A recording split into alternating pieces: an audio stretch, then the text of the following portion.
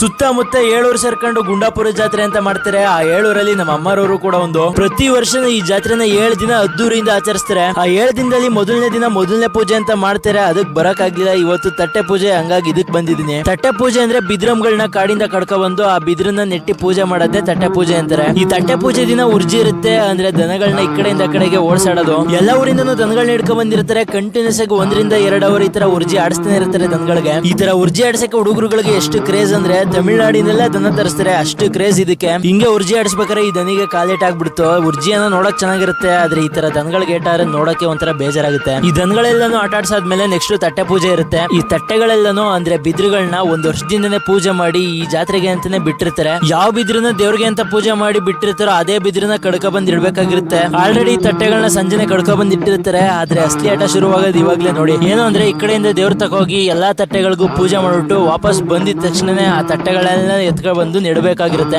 ಯಾರು ತಟ್ಟೆನ ಫಸ್ಟ್ ತಗೊಬಂದ್ ನೆಡ್ತಾರೋ ಆ ಊರೇ ಈ ತಟ್ಟೆ ಪೂಜೆ ಗೆದ್ರು ಅಂತ ಅರ್ಥ.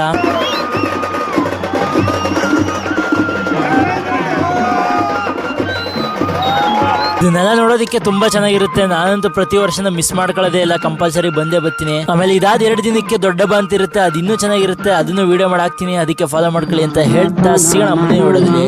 ಬಾಯ್.